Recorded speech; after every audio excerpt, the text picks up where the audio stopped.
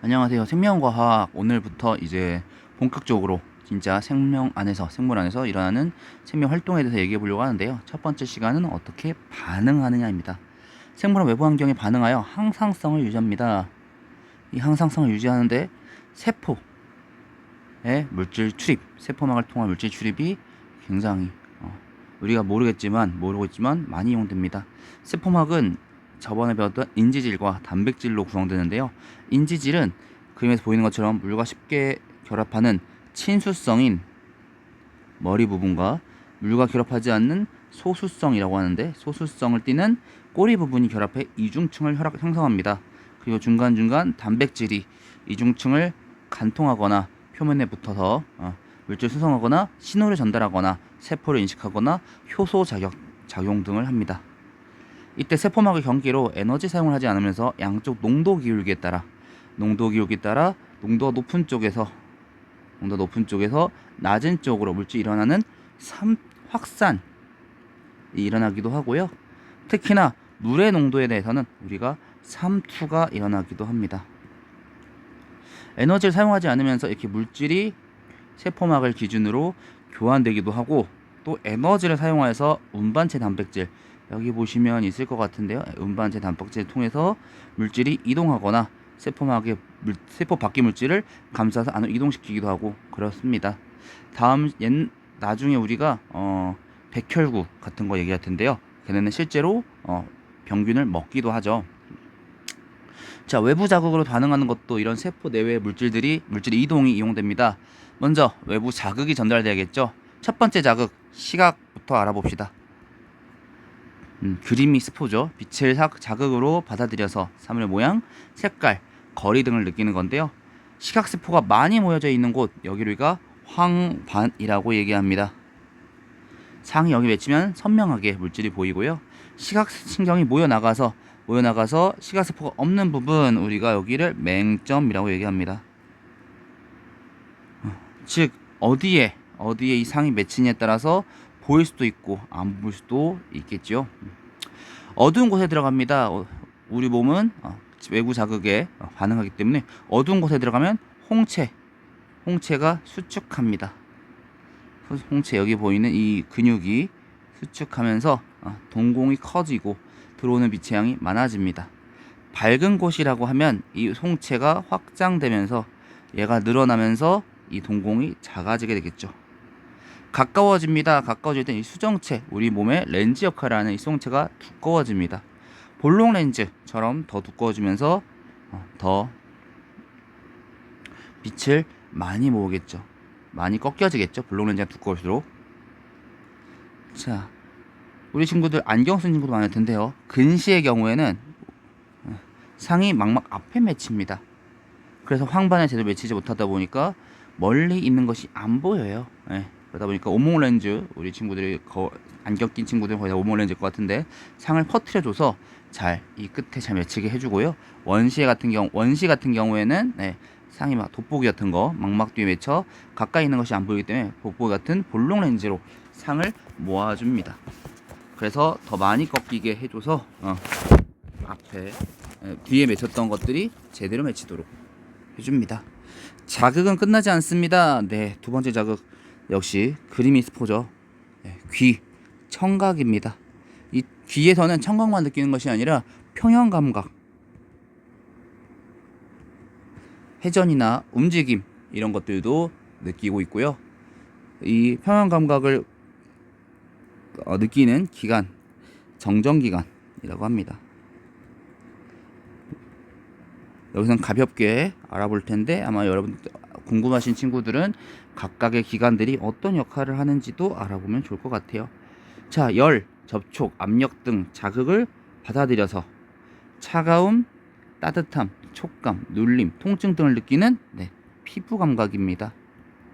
이 피부 감각은 피부에 있는 온점, 압점, 통점, 촉점, 냉점이 각각 뜨거운 거, 눌리는 거, 통증, 촉감, 냉점, 차가운 것들을 느끼면서 뇌에 전달합니다. 맛세포래요. 맛세포. 미각이겠죠. 미각, 단맛, 신맛, 짠맛, 쓴맛, 그리고 우마미라고도 하는 감칠맛 등을 느낍니다.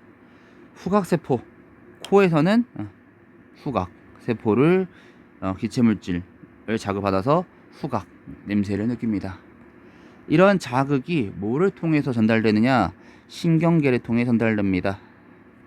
신경계는 우리 몸에서 자극을 받아들이고 빠르게 전달하여서 판단하여서 반응하도록 신호를 보내는 일을 담당하는데요. 이 신경계는 크게 중추신경계와 말초신경계로 나눠집니다.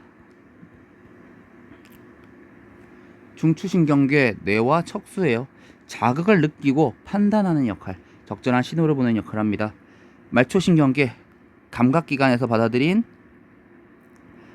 자극을 뇌로, 중추신경계로 전달하는 감각신경과, 그리고 이 중추신경에서 보낸 신호를 반응기관에 전달하는 운동신경으로 나눠집니다. 이 모든 과정은 신경세포인 뉴런이 각각 역할을 해주는데요. 뉴런 안에서 이온의 농도 변화, 아까 얘기했죠. 그쵸. 세포 안에 그 물질 이동을 통해서 전이차라는 게 생겨요. 전이차, 전기적 위치에 넣어집니다. 이온은 전하량을 갖고 있는 입자죠. 근데 이온 농도가 달라진다는 것은 그 안에 플러스 극이 더 많아지고 마이너스 극이 많아지고 전이차가 생길 겁니다. 이 전이차 때문에 자극이나 반응이 마치 전류가 흐르듯이 전달되게 됩니다. 뉴런에 좀 알아볼까요? 핵과 세포질이 있는 신경세포체. 다른 뉴런이나 감각기관 전달된 자극을 받아들이는 축삭돌기, 가지돌기네요. 죄송해요. 가지돌기. 이렇게 가는 거죠. 신경이. 그쵸. 그리고 뉴런이나 기관 등을 자극을 전달하는 축삭돌기로 나눠집니다. 뉴런도 역시 세 가지 역할을 따라 나눌 수 있을 텐데요. 감각신경을 받아들인 자극을 연합 뉴런을 하는 감각 뉴런, 중추신경계에서 자극을 느끼고 판단하는, 그리고 운동 뉴런에 신호를 보내는 연합 뉴런, 마지막 신호를 반응기관에 전달하는 운동 뉴런이 있습니다. 이런 정보들을 중추신경에서 판단할 거예요. 먼저 뇌가 나오고 있는데요. 여기까지는 뇌.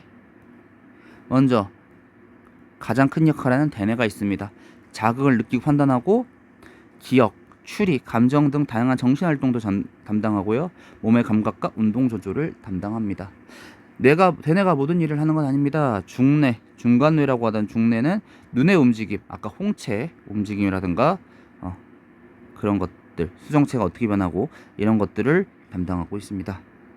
체온을 비롯한 몸속의 상태를 일정하게 유지하는데요. 간뇌라고 얘기합니다. 근육의 운동을 조절하고 몸의 균형을 유지하는 소뇌, 심장 박동이나 호흡 운동 등 생명활동에 관여하는 연수. 연수가 이 중간에 있다 보니까 뭐 그런 거 본 적 있는지 모르겠어요. 얘가 호흡을 제대로 하고 있나, 심장 박동을 제대로 하고 있나 이런 걸 확인하기 위해서 눈의 운동을 보거든요. 드라마 같은 거 보면은 여기 뭐 이렇게 눈이 이렇게 있으면은 이렇게 그리면 안 되겠죠.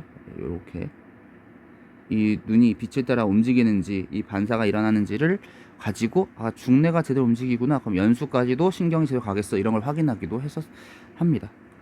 뭐 드라마에선 그러는데 실제로는 선생님도 잘 모르겠네요. 생각해보니까 뇌와 말초신경 사이에 신호를 전달하는 통로 역할을 하는 척수도 있는데요.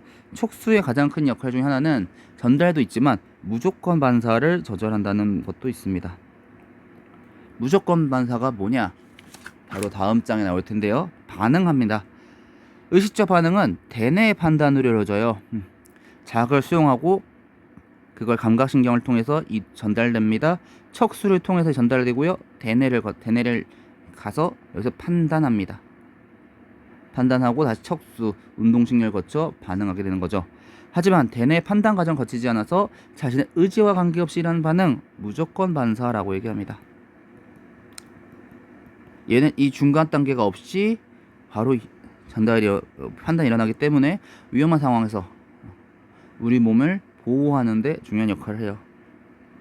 이 중간 단계, 여기 대뇌로 가는 게 없죠. 무릎 반사, 무릎을 탁 쳤을 때 무릎이 들려 올리는. 움츠림 반사, 근처에 뭔가 위험이 감지됐을 때 움츠린, 척수에서 관여하고요. 연수, 하품, 재채기, 기침, 눈물 분비 등 참으려고 참을 수 없는 것들.